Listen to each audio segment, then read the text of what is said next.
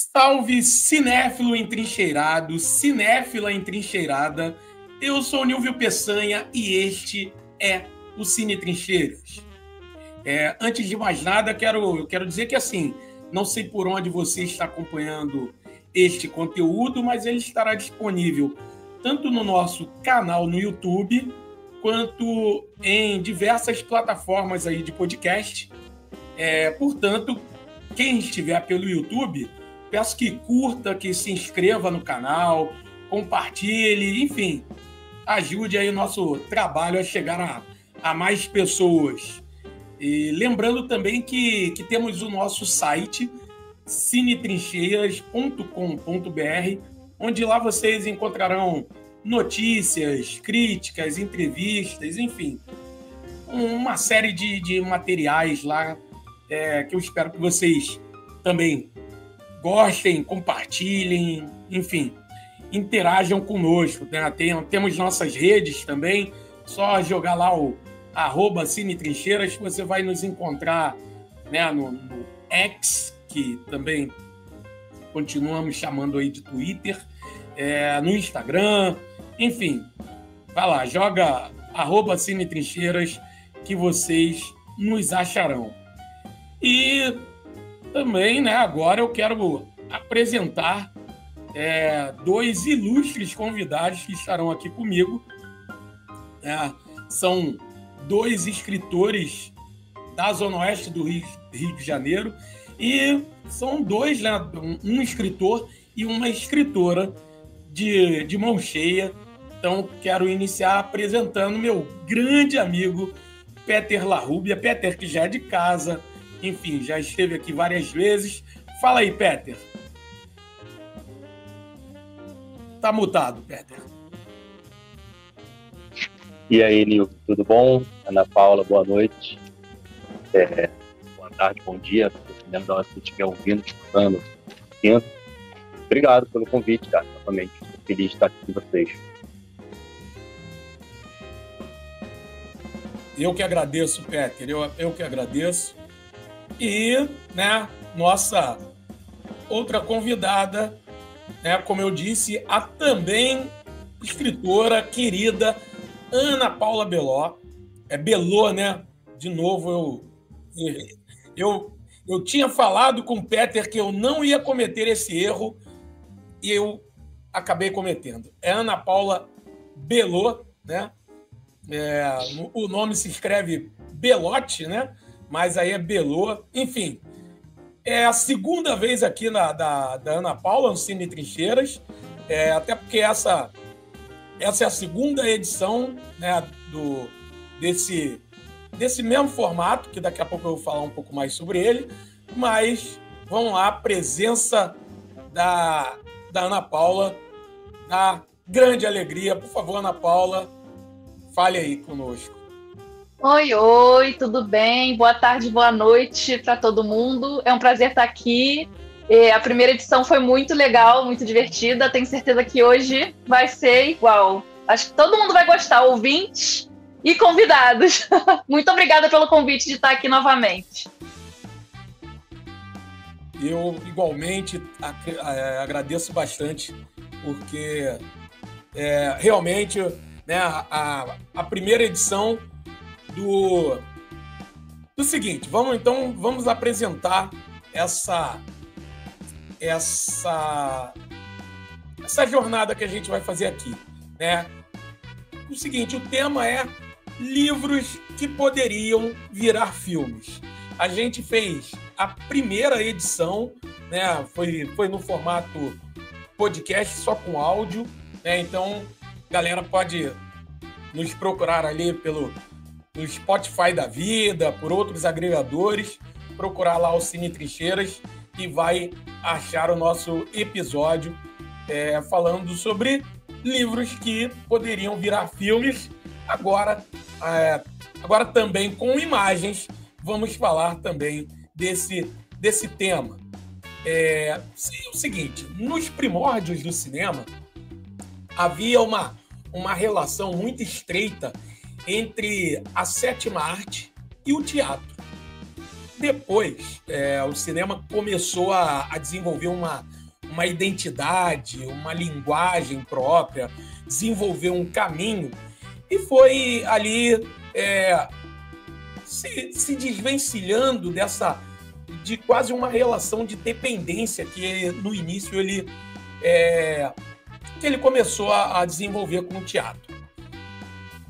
Mas apesar de ter essa identidade, essa linguagem próprias, o cinema, claro, continuou interagindo, trocando com outras artes. E talvez, hoje em dia, a principal arte que proporciona uma grande troca com o cinema, uma grande relação com o cinema, é a literatura.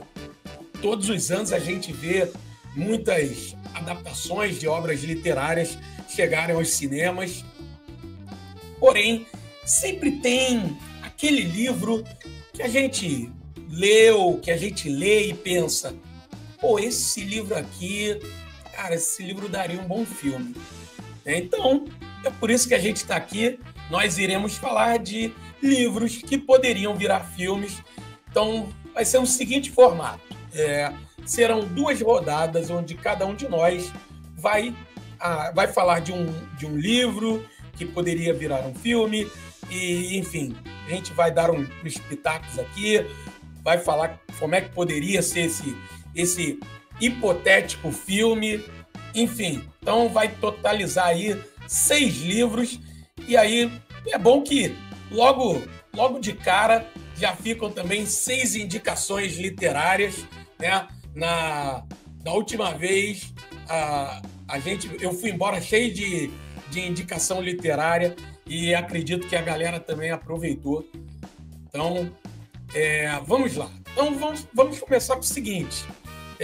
Vou seguir uma ordem alfabética, né? Então, vamos começar pela querida Ana Paula, depois virei eu e fecha essa primeira rodada com o Peter Larrubia. Por favor, Ana Paula, faça as honras, a casa é sua.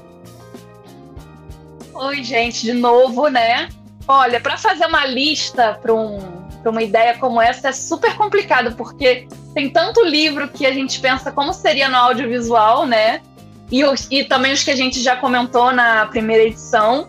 Mas eu lembro de um que eu deixei de fora e é a oportunidade de falar dele aqui. Ele está nas minhas mãos, então quem puder ver vai ver a capa dele.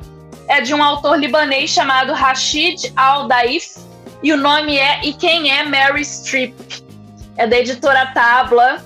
Eu não sei se vocês conhecem, é uma editora que só publica autores orientais, então, e com foco em países de influência árabe, principalmente. E esse livro aqui, ele é escrito todo em primeira pessoa. O personagem tem o nome do autor e fala justamente de um libanês que começa a perceber a emancipação da esposa e se incomodar com isso, com a autonomia da mulher. E aí o livro vai correndo com aquele pequeno incômodo, até que chega um momento em que ele vê a esposa passa a ver televisão na casa da sogra dele, da mãe dela, né? E ele compra uma televisão para ele poder ver o que será que ela tá vendo. E ele assiste o filme Kramer vs. Kramer, com a Mary Streep. E ele começa a enxergar na Mary Streep a própria esposa. Então ele tem um diálogo ali todo em cima da Mary Streep, da imaginação dele, com a história do livro e todo o contexto sociopolítico do Líbano. Então, é um livro muito interessante que eu acho que seria muito legal ver na tela. E aí, pensando em diretores, quem poderia adaptar esse filme, até anotei para não esquecer o nome, né? O diretor Ali Albassi, que foi o que fez A Semente do Fruto Sagrado, que concorreu ao Oscar, com Ainda Estou Aqui. E ele também fez o filme Holy Spider, que é de um serial killer iraniano. Muito bom, recomendo. E é um diretor iraniano e ele fica Alemanha, ele é perseguido, inclusive, pelo regime iraniano. E esse livro, ele tem esse tom de crítica tanto ao Ocidente quanto ao Oriente. Ele não passa... o Ocidente não passa totalmente idealizado pelo autor. Não. Ele tem essa crítica também ao consumismo, à objetificação. de uma maneira muito divertida, porque como é em primeira pessoa, você vai mesclando a imaginação do protagonista com os acontecimentos. Então, assim, fica a recomendação do livro e eu adoraria ver ele adaptado em tela, inclusive com a própria Meryl Streep. Por que não? Ela fazendo ali essa voz da mente do protagonista. Acho que seria muito incomum, seria muito divertido. E Kramer vs. Kramer é um filme sobre divórcio, né? Então imagino como é que ficou a cabeça desse protagonista aí. Cara, exato. A semente do fruto sagrado, citado aí pela Ana Paula, é excelente. Muito bom filme. Pô, maravilha. Então temos aí nossa primeira indicação. Então já vamos anotando aí. Então vou partir agora, né? Vamos falar de brega, né? Vamos falar de brega, porque é o seguinte, cara, todo mundo gosta de se apaixonar, todo mundo gosta de amar, de se relacionar, e o amor é brega, né? Então, assim, viva o brega, vamos amar e ser amados, e ouvir um bom brega que tá aqui, ó, representado em Brega Story. Cara, é uma obra, é um quadrinho, né? É um quadrinho. Depois o Yuri Freire, né? O nosso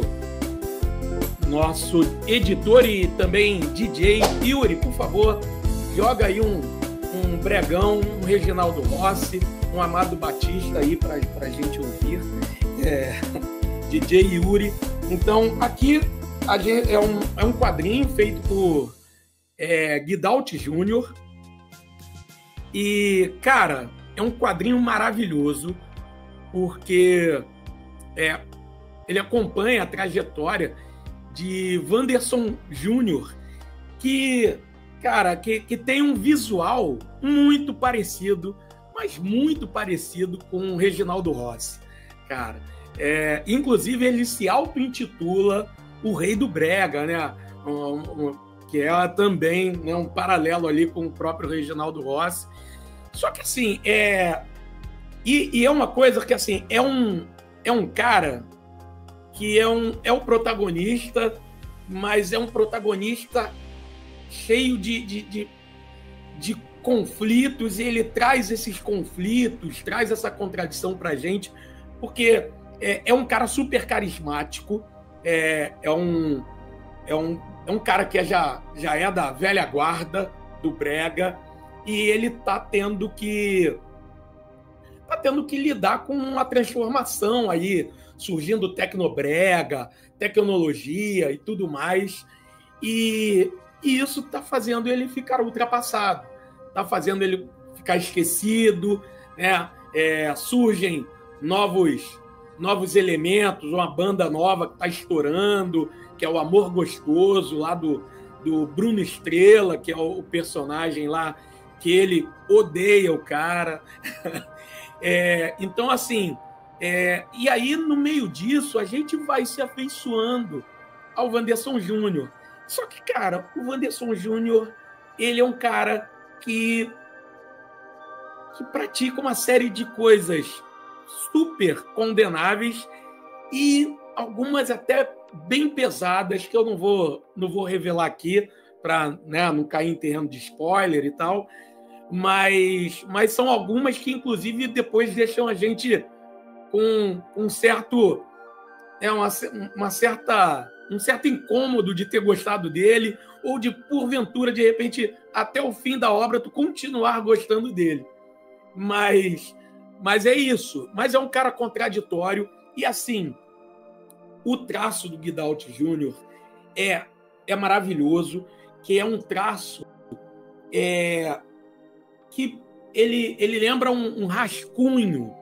Ele lembra um rascunho, uma coisa que tem ali um quê de imperfeito, de inacabado.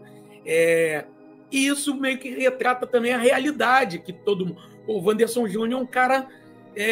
um cara duro, que está se virando ali para fazer... Ele não conseguiu fazer dinheiro com a música e está se virando ali, né? Então, é um cara que passa por uma série de percalços, mas por esses percalços ele também vai criar problemas para uma série de gente, vai ser escroto, babaca, canalha com uma série de pessoas, enfim. E aí, até chegar um caminho aí de uma redenção, que eu também não vou revelar. Enfim, é uma HQ maravilhosa, entendeu? Que traz também a questão da cultura do Pará e tudo mais. É maravilhosa. E assim, aí eu vou dando aqui meus pitacos para um hipotético filme. Eu pensei em que esse filme poderia ser dirigido por um Lírio Ferreira, ou um Cláudio Assis, esse hipotético filme. O Wanderson Júnior, eu gostaria muito que fosse interpretado pelo Matheus Nattergalli, cara. Seria maravilhoso ver o Matheus, né, fazendo um cantor de brega canalha, cafajeste, enfim, seria bem interessante. Eu já tinha ouvido falar nessa HQ, já tinha aparecido para mim, já tinha lido, mas até anotei para eu não esquecer. Eu achei a história muito interessante. Você foi falando, já formou um cenário, é muito assim, visual, muito claro da história. Daria um filmaço. Cara, daria, seria bem legal. Pô, bacana, eu nunca tinha ouvido falar nessa HQ, nem nesse livro. Já vou anotar aí. Legal, eu não conhecia essa editora também não, que a Ana Paula falou. Muito bacana, depois vou anotar o nome. Cara, eu venho trazer um livro nacional também, de uma autora brasileira, que chama Cristina Parga.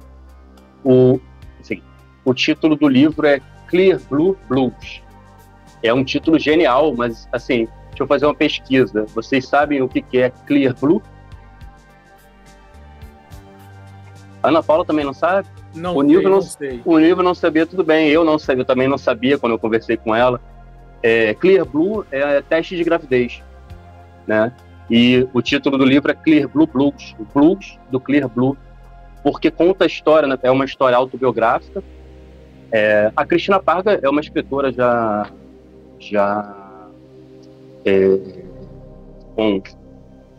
com vivência na escrita, com outros livros lançados. Ela tem um livro de contos que chama Furta Cor, e tem um romance que chama Qualquer Areia é Terra Firme. Esse romance é genial, eu acho ela uma baita escritora. Mas nesse livro aqui, a história é uma história autobiográfica, né? E é um livro bacana também porque ele não tem um gênero definido, ele é o que chamam de prosa poética, né? Então tem trechos que são em versos, tem trechos que são em prosa. E apesar de ser um livro muito curto, ele é bem pequenininho, né? Ele é pequeno e fininho, é um livro extremamente profundo, e ela conseguiu, num tempo muito curto, criar um arco, sabe, pro personagem, entre aspas, que é ela mesma, criar um arco, né, ali de queda e de redenção, sem em momento nenhum ser piegas, né? Ela trata de um tema extremamente difícil, né, como o título já sugere. Ela teve três perdas gestacionais, né? Então ela perdeu 3 bebês. Ela fala sobre essas perdas, né, e sobre a dificuldade, aquele momento que a mulher acha que, cara, tem alguma maldição sobre mim, né? E aí, na 4ª gravidez, ela consegue ter o filho, já dando spoiler aqui do final do livro. E eu queria ler alguns trechos, assim, para vocês entrarem, assim, né, na pele, para sentir o texto dela, né, para sentir um pouco do que ela viveu. Esse trecho aqui é do iniciozinho do livro, mais ou menos do início, que fala assim: dizem que gestar é correr riscos, mas, para mim, gestar é ficar com o coração na boca por semanas, é ter fobia de ir ao banheiro e conferir a cor da calcinha, é me limpar sem olhar o papel, que prefiro nem saber, e tudo isso só à base de florais, acupuntura, reiki e orações. E aí depois eu separei um outro trecho mais para o meio. Desculpa, eu li o trecho do meio, na verdade, do livro. Esse é o trecho do meio. Agora eu vou ler o trecho do início do livro, né? Tenho 38 anos e perdi meu primeiro filho, Miguel. Há uns meses, procurei a nutricionista, pedindo um cardápio equilibrado para o início da gravidez. O início da gravidez do Miguel, né? Hoje, depois de me pesar, depois dela perder o Miguel, a nutricionista fala isso para ela, né? Hoje, depois de me pesar, ela avisa que é melhor emagrecer logo esses 5 quilos da gestação, porque a menopausa vem aí e aí sim vai ser complicado. Olha, você vê que bizarro, né? Ela acabou de perder um filho e o que a nutricionista fala para ela? Olha só, melhor perder esses quilos, já está com 38 anos, daqui a pouco você não vai... Enfim. E aí, um trecho aqui do final do livro, que é já a 4ª gravidez dela, né? Obstetra, reumatologista, hematologista colaboravam entre si. Senti que finalmente sairíamos da maternidade com o bebê nos braços. E depois de 9 meses, a inesquecível travessia do parto. As contrações e ondas me arrastando até o alto mar da dilatação total. O abraço escuro da anestesia me embalando para o fundo, onde só havia eu, ela e Deus. Onde não dava pé.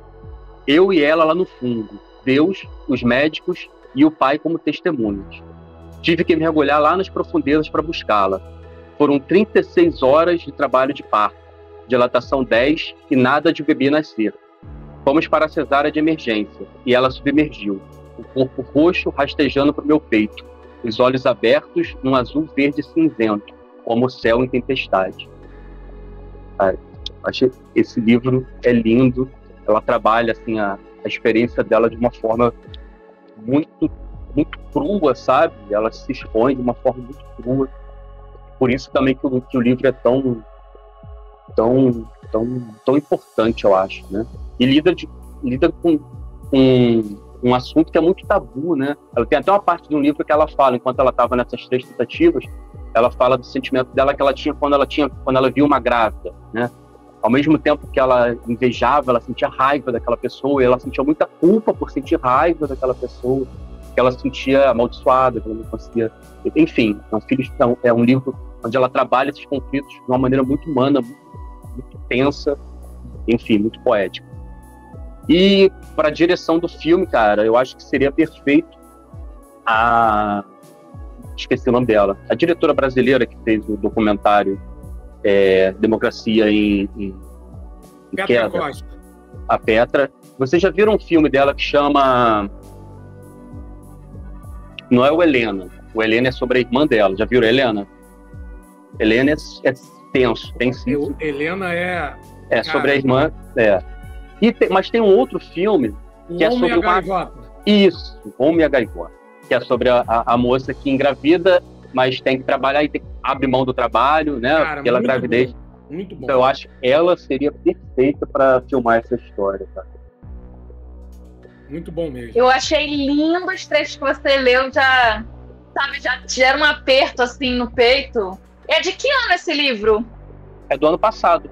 Ela lançou ano passado. Aliás, ela vai estar na Bienal agora do Rio de Janeiro. Se eu não me engano, vai ser dia 19 de junho. Mas depois eu passo para vocês pro Yuri colocar aí no texto, né? Ela vai estar no Bienal agora autografando lá, vendendo e autografando. Bacana. Muito bonito, muito emocionante. A Ana Mulayer também daria uma boa diretora esse filme aí. Ela dirigiu qual? Que horas ela volta? Ah, tá. Verdade. Então, agora vou sair um pouco da ordem alfabética para deixar o Peter e a Ana Paula encerrarem a rodada e encerrarem essa nossa trajetória. Eu vou iniciar a segunda rodada. E aí eu vou trazer aqui para vocês Morto Não Fala e Outros Segredos de Necrotério. Cara, é um livro de contos, mas é um livro de contos que tem uma disfarçado de romance, né? Porque é o seguinte, é o livro do Marco de Castro, e é o seguinte, acompanha logo no início uma estudante de medicina, uma estudante de medicina negra, de origem humilde, que está ali com dificuldade, e ela, enquanto todo mundo foi para uma festinha, né, a playboyzada ali que faz o curso de medicina foi para uma festinha, ela pegou e foi fazer foi estudar para a prova, e aí foi ali no necrotério, ali no necrotério da universidade, né, ali onde estão os corpos, para ela poder estudar. E aí tá um cheiro de formol, uma dificuldade para ela continuar, e ela, né, com muita dificuldade para continuar ali, e aí, do nada, o morto começa a falar com ela. O cadáver começa a falar com ela, ela se assusta e tal, mas ele sugere dele começar a contar algumas histórias, que aí vai extraindo ela do cheiro de formol, de tudo ali, e aí ele começa a contar histórias e ela consegue fazer o que ela tinha que fazer. E aí pronto, e aí cada história é um conto, né? Inclusive, tá que o nome é Morto Não Fala, um dos contos já virou filme, né? Com o diretor Denison Ramalho, com o Daniel Oliveira, o protagonista. Por isso que eu ia falar, enquanto você estava contando, eu ia falar, isso aí já virou filme, né? Eu também ia falar isso. Cara, eu ia falar, já não foi adaptado? Mas o filme que eu quero, o conto que eu gostaria que fosse adaptado é outro. É LP. Cara, é muito bom. LP acompanha o Alcides, o Alcides, que é um... Cara, ele tem um blog sobre... Essa história é maravilhosa. Ele tem um blog sobre LPs, sobre vinis, né?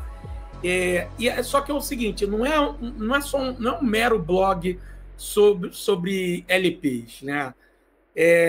No blog, ele traz declarações amorosas, dedicatórias amorosas para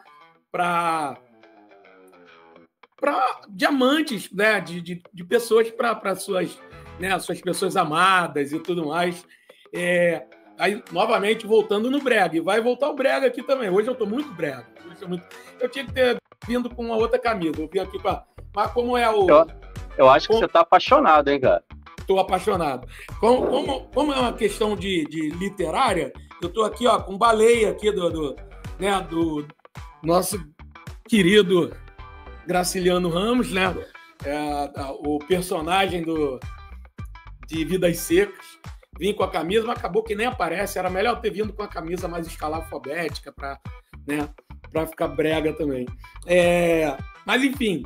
Então, o Alcides, ele traz isso, né? E aí ele bota no blog a dedicatória e tal, e bota a foto do disco e vende o disco também. Então, ele faz uma coisa ali bem bacana. E aí ele tá passando por uma loja, por um sebo, né? Entra no sebo e tal. E aí ele acha um disco do Evaldo Braga. Para quem não conhece ou não lembra quem é Evaldo Braga, o Evaldo Braga é um cantor e compositor lá da terra da minha querida e amada mãe, Campos dos Goitacazes. Ele é um compositor lá, e assim, de lá. E quem por acaso não souber nada, com certeza já ouviu. Agora, por favor, Yuri, vou soltar minha voz. Sorria, meu bem, sorria. É mais ou menos aí, eu não vou continuar cantando, que vai ser muita pagação de mico. Mas aí, enfim, ele acha esse álbum. E aí no álbum tem a seguinte dedicatória. Marilena, perdi você. Já faz mais de um ano. Você não me quer mais e sinto que não tem mais nada para mim aqui. Decidi passar para o outro lado. Assim vai ser mais fácil ficar junto de você. Prefiro morrer como o Evaldo Braga fala na letra de Meu Deus. Quando você escutar esse disco e escutar Meu Deus, eu já deverei ter partido. Quero que você guarde esse disco para sempre. Quando você pôr ele na vitrola, estarei perto de você. Lembre que sou o homem que mais te amo nessa vida e que não sairei do seu lado. Estarei com você para sempre. Edinaldo. E aí o Alcides olha aquilo ali e fica, caraca, será que esse cara se suicidou mesmo? E tal. Enfim, ele compra o disco, tira foto, publica no blog, né? Essa dedicatória que tá lá. Beleza, show de bola. Cara, um negócio que depois de um tempo liga para ele uma mulher com quem ele saía, né? Ele diz aqui que não é a namorada, ela queria namorar, mas ele ainda não estava pronto, não queria, enfim, não queria nada sério. Ela liga e aí ela fala, cara, que coisa esquisita é essa que tu publicou e tal. Aí ele, não, mas é assim, assim, assado. Não, mas não é isso não, olha lá. Aí vamos lá. Aí olha como é que ficou o texto, mudou completamente. Deixa eu achar o texto aqui. Eu acabei me perdendo agora. Deixa eu achar o texto. O trabalho de edição de Yuri vai ajudar aí, se Deus quiser. Se Yuri quiser, se Deus e Yuri quiserem, porque o Yuri adora me trollar. Nilvio sendo Nilvio. Pô, eu tinha marcado, cara. Desmarcou aqui, não sei como. Cadê?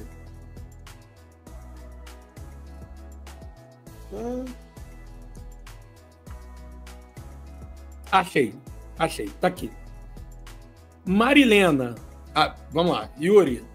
Cortar. Então, mudou completamente e entrou esse texto aqui, ó.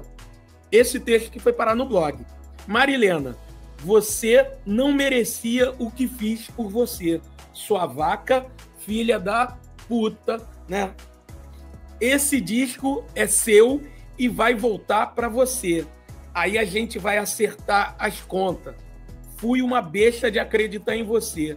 Você nunca mereceu o meu amor, nem minha confiança. Edinaldo. Né? E aí, só que o seguinte, a assinatura fica assim, ó, Edinaldo, do primeiro. Edinaldo, 10 de agosto de 1981. E a outra, Edinaldo, 2 de agosto de 2015, que foi quando o cara postou. E aí, pronto. Aí o cara, não, que isso? Algum erro?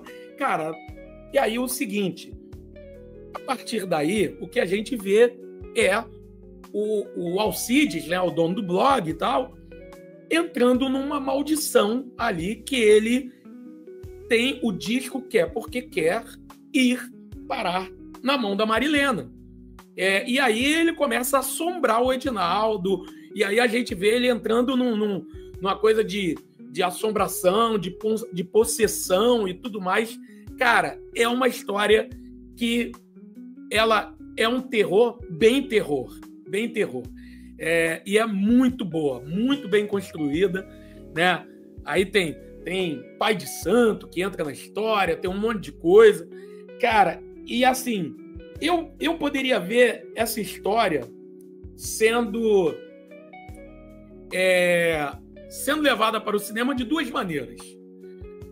A primeira é sendo um terrorzão mesmo, né? E aí eu pensei no Denison Ramalho, que já tem essa parceria, né, com o Marco de Castro, e aí pensei no Denison Ramalho adaptando, e o Alcides sendo interpretado pelo Irandir Santos. Agora, se quiserem brincar um pouco e colocar uma comédia no meio disso, uma dose de humor, que eu acho que caberia também, né?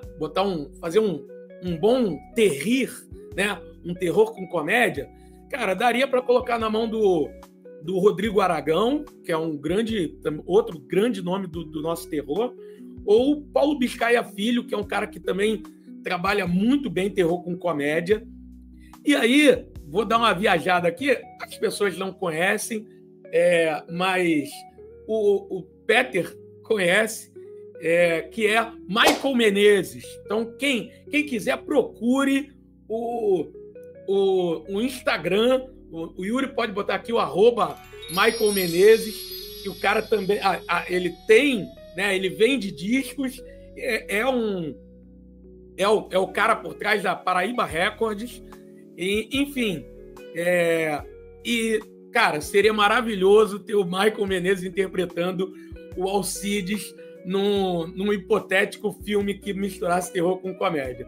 Seria muito interessante. Ele que já estudou cinema, já fez curta, já atuou em curta, então tem um quê artístico bem forte ali no Michael, né? É um fotógrafo, enfim, é um artista, né? Um cara maravilhoso, um cara singularíssimo. Então, galera que for procurar depois o Instagram do Michael, vai vê-lo lá, pode segui-lo, cara, quem curtir vinil, pode seguir o Michael lá, que é maravilhoso.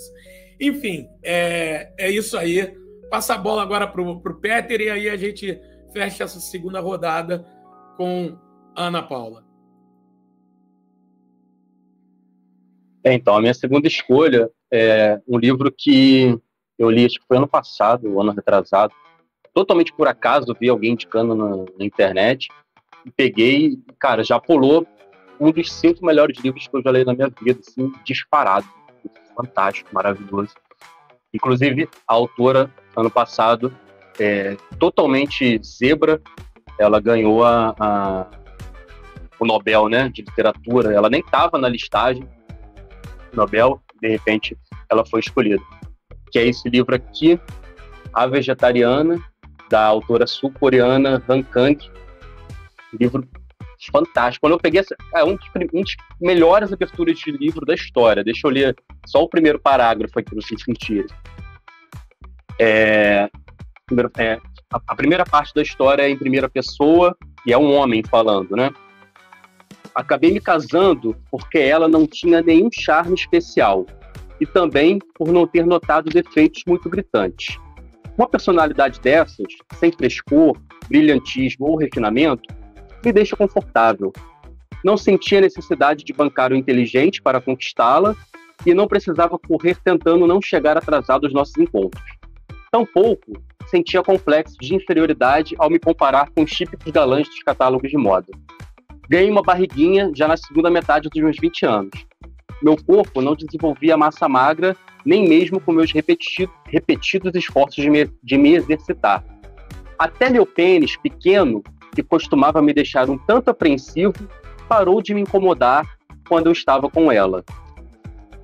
Ou seja, um cara absurdamente inseguro, né? Completamente babaca, falando de como ele escolheu a esposa dele.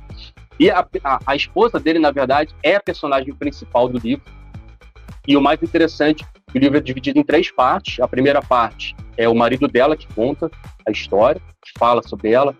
A segunda parte é o cunhado dela, né? O marido da irmã dela. E a terceira parte é em terceira pessoa, mas o ponto de vista é da irmã dela. Então, assim, ela não tem voz em nenhum momento. E é uma daquelas obras em que, assim, você pode olhar de vários ângulos diferentes, você pode tirar várias leituras diferentes. Então, por isso que ele já é um clássico. Você vai ler e reler a sua vida inteira. Eu acho que ele vai atravessar séculos e as pessoas vão estar sempre falando sobre ele. Porque ele vai falar, obviamente, uma leitura mais superficial sobre feminismo. Ele vai falar também sobre violência. Ele vai falar sobre a questão da violência com a existência humana. É possível existir sem ser violento? Tanto que, assim, a linha que conduz a história é essa mulher que, aos poucos, ela começa a querer se transformar numa árvore, né? Então, eu acho que é uma espécie de pedido máximo de não ação, uma tentativa máxima de não ação. Eu não quero agir, eu não quero comer carne, a vegetariana, porque primeiro ela se torna vegetariana, né, no início. Eu não só não quero comer carne, mas eu não quero mais agir no mundo, porque qualquer uma das nossas ações acaba sendo, de alguma forma, uma ação violenta em relação a outras pessoas, até em relação a gente mesmo. Então, cara, uma obra maravilhosa e que eu veria, assim, certamente tem que ser um diretor sul-coreano. Eu sempre converso com minha esposa, cara, o que esses caras tomam na água, o que tem na água deles? Eles são muito talentosos, né? Elas e eles, né, os sul-coreanos. E tem um cara que dirigiu um filme chamado Casa Vazia, que foi lançado em 2004. Deixa eu pegar aqui o nome dele, toda hora eu olho e esqueço. Cliquei no botão errado. O nome dele é Kim Ki-duk. Depois vou passar aí para o Yuri colocar na legenda. Kim Ki-duk, um filme chamado Casa Vazia, sul-coreano, de 2004. Assistam também esse filme, que é maravilhoso. E eu acho que esse cara seria perfeito para dirigir o filme da Han Kang. E leiam também os outros livros da Han Kang, que são todos absurdos. Ainda bem que eu botei várias opções aqui, porque olha o que eu tinha anotado para falar. A vegetariana. Caramba! Ainda botei assim, sugerir diretor de Old Boy. Ainda tinha botado aqui, ó, no meu papelzinho. Esse livro... Ainda bem que eu falei antes, porque eu não tinha separado mais nenhum, cara. Eu ia ter que tirar um da cartola aqui. Ia, no improviso. Esse livro, ele é sensacional. Quando eu acabei de ler, primeiro que eu chorei muito na última parte, eu fiquei muito tocada. E quando o cunhado... E esse livro é sobre uma mulher que não tem nenhuma ação a ponto de ela não ter direito nem de se narrar. E esse livro, né, ele passa por um momento em que essa mulher, ela deseja nem existir mais, né, materialmente, e nem isso permitem ela a fazer. Então você sente que ela não teve escolha para nada. E ainda tem a questão da carne na Coreia do Sul. Eu conversei com um amigo meu que já morou lá. Ele falou para mim que comer carne lá tem todo um símbolo social muito forte, principalmente com relação à família. Eu não sabia disso, e faz mais sentido pensando na cena específica da família. Se você está numa casa sul-coreana e te oferecem carne, você recusar é uma ofensa muito grave. Então, o livro ainda consegue passar por isso também, né? É muito genial. Pô, bacana, eu não conhecia. Quer dizer, eu ouvi falar na época que ele venceu, no ano passado, quando ele venceu o Nobel, mas eu confesso que eu ia procurar mais, saber mais sobre ele, mas acabou fugindo da minha cabeça. Foi bom você trazer, que aí eu já coloco aí na lista para buscá-lo. Então agora Ana Paula, né? Ana Paula, já que você pegou uma lista extensa aí para fugir. Ainda bem que eu separei aqui outros. Bom, vegetariana, né? Já foi falado, sensacional. Mas na última vez que a gente gravou, no último filme, né? Eu falei da Ilíada, do meu desejo de ver o Robert Eggers adaptando. E vai ter uma adaptação da Odisseia, então olha só a sorte aí, né? Estamos falando aqui, vai que... E ele hoje é um dos meus diretores favoritos. Ainda estou devendo Nosferatu para ele, porque eu não consegui ver no cinema, então não sei, mas os outros filmes que eu vi dele, gosto, principalmente da pesquisa histórica dele. Então, assim, hoje eu vou falar, né, como um filme, uma peça grega também, um livro grego, Ifigênia em Aulis. Eu não sei se vocês conhecem, mas faz parte de uma peça de Eurípides que é anterior à Ilíada, anterior à Odisseia, que é o seguinte: Agamenon, ele vai sair com os navios em busca para ajudar o irmão Menelau a recuperar Helena, e os ventos param de soprar, e ele descobre que a deusa Artemis está com raiva dele, tem algumas subtramas aí, e para isso ele precisa sacrificar a própria filha para que os navios voltem a navegar. E o drama todo se desenrola porque ele não consegue ser sincero para a filha que ele vai matá-la, e ele marca um casamento entre ela e Aquiles para que na hora do altar alguém, a feiticeira, enfim, mate a filha dele para fazer o ritual. e ela descobre, e ela como uma personagem honrosa ali, isso é bem estudado, porque as personagens femininas de Eurípides são bem fortes, ela não precisa disso, eu vou me entregar pelo bem da terra, e tem todo um texto sobre isso.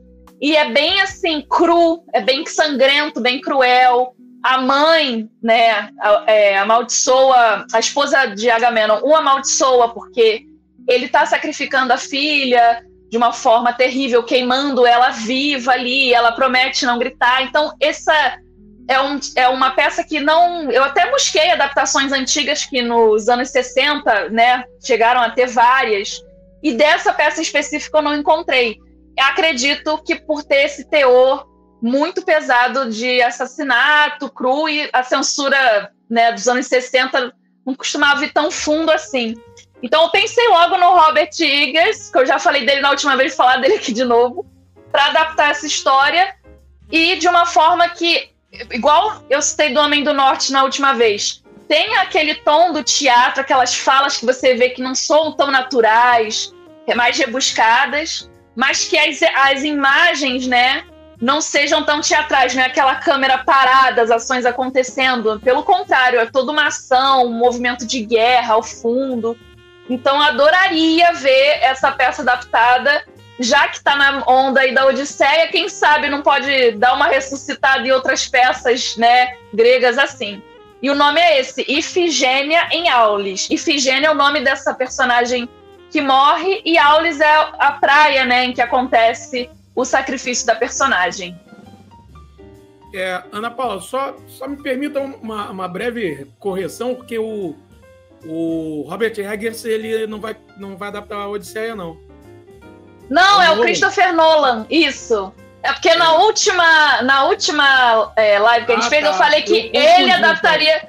Ah, tá, entendi. Desculpa, então eu não, não, é que eu não expliquei rápido, mas eu brinquei que eu dei sorte, que eu falei, só não vai ser o diretor que eu queria, mas vai ter uma adaptação grega. Eu que confundi, então, desculpa. Mas, porra, ficaria muito bom o Eggers, né, com essa trama aí, adaptando esse livro, à frente dessa adaptação. Eu gosto muito do Robert Eggers. Eu adoro, eu acho que o aspecto histórico de pesquisa dele, de visual, é muito bom. Eu até imagino atrizes, a Anya Taylor-Joy, que trabalha com ele sempre, né? Desde a Bruxa, imagina ela fazendo a Ifigênia. Fiquei viajando aqui em possibilidades, acho que seria incrível. Muito bom, muito bom. Então a gente vai chegando aos nossos finalmente. Vamos agora... Ele pode agora passar umas menções honrosas, né? Eu posso abrir com a menção honrosa e depois vocês dois fecham fazendo as menções honrosas de vocês, né? Uma indicação literária / menção honrosa, bem breve, e vocês aproveitam e fazem o jabá de vocês, né? Porque o Peter, eu sei que vem livro novo por aí, né, Peter? Já vem livro novo. E a Ana Paula tá com um livro novo, né? Não é isso? Então vocês já vão fazendo o jabá de vocês.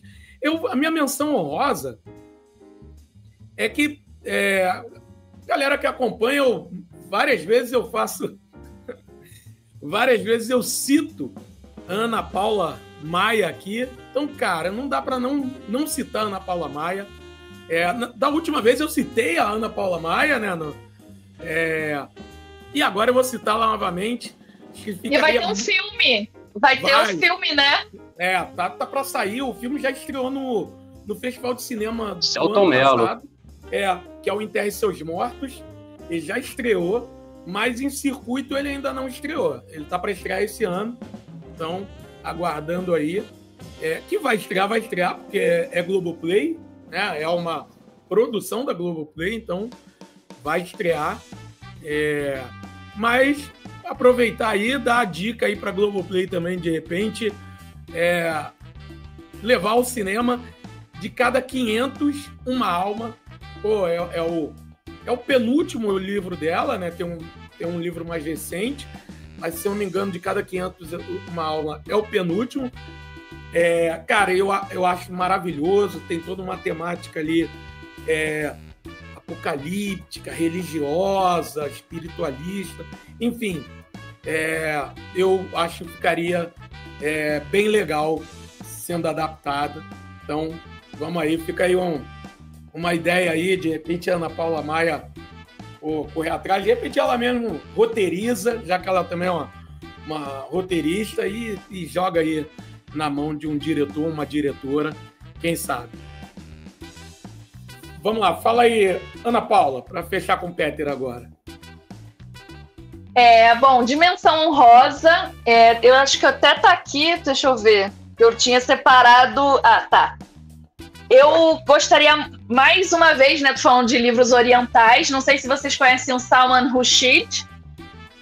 Esse escritor aqui, ele, inclusive, recentemente, ele perdeu um olho por um ataque extremista islâmico por conta desse livro aqui, Os Versos Satânicos.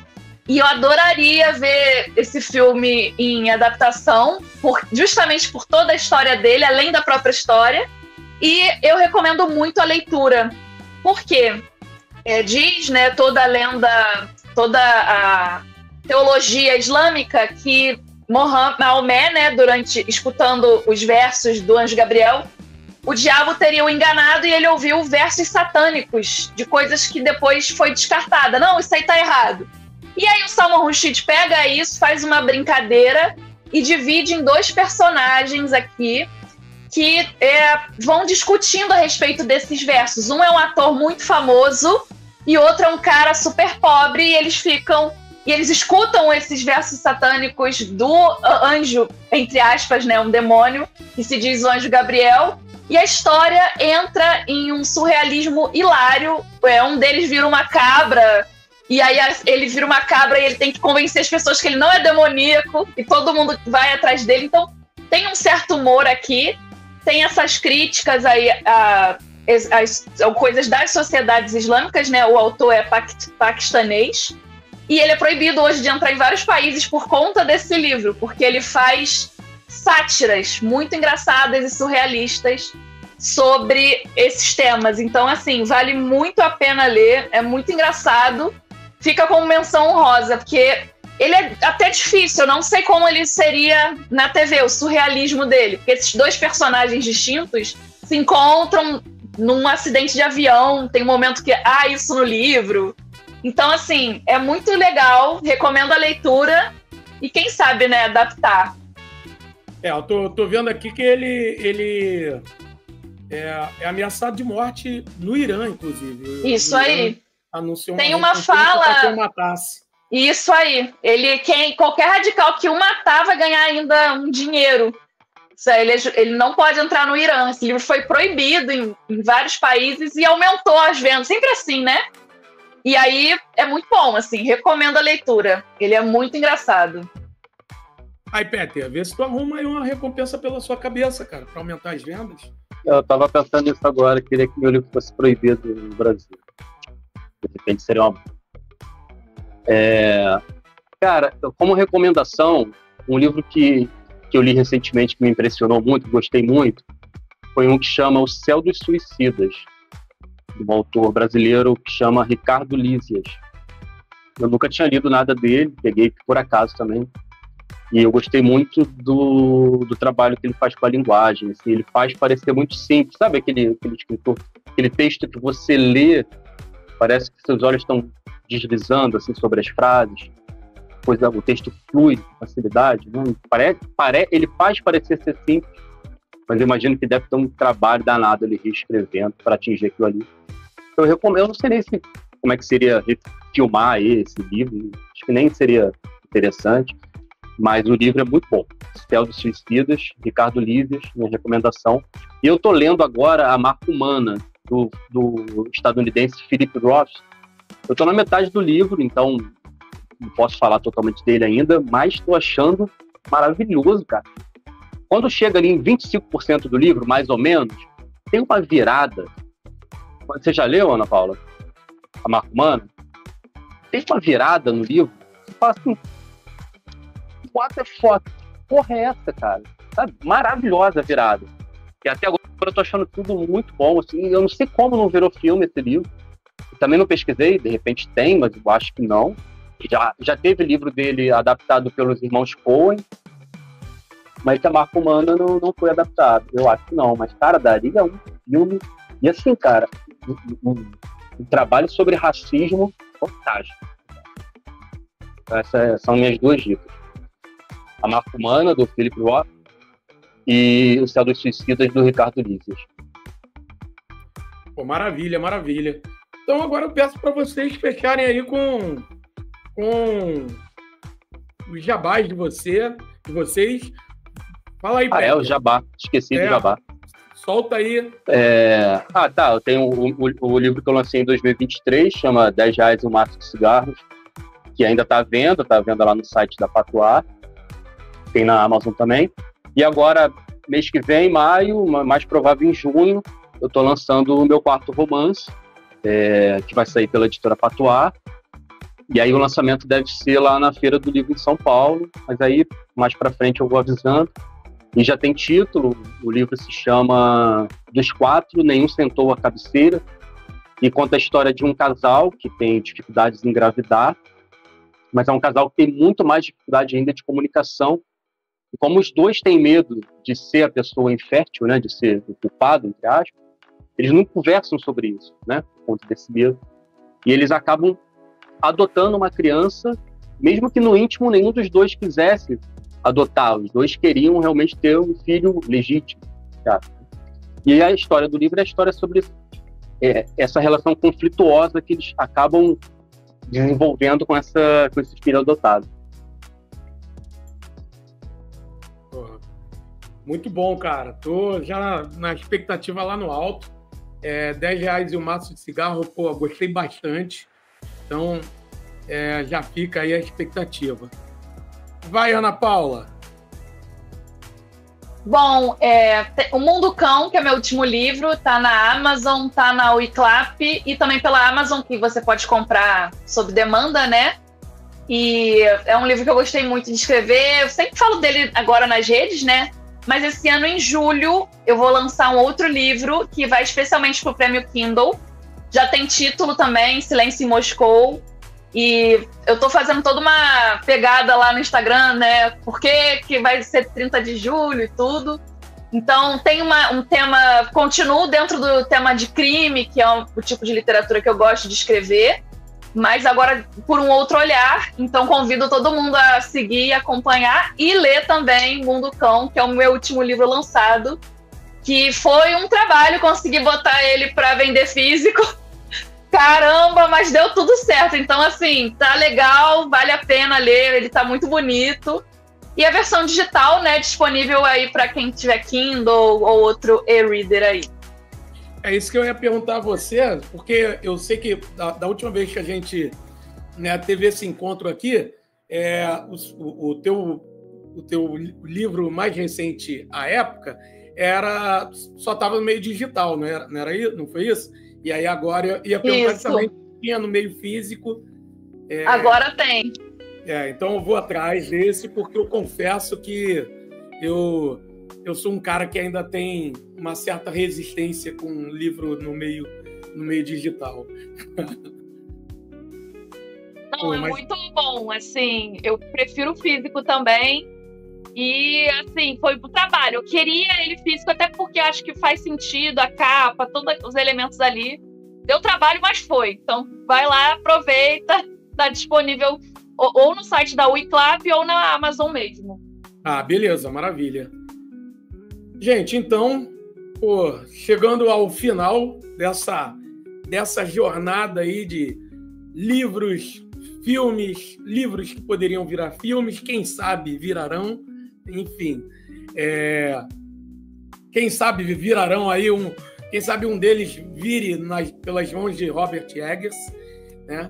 Quem sabe no nosso próximo encontro a gente não esteja falando sobre, né, mais um livro que você está prevendo aí que vai ser adaptado. Enfim, tomara.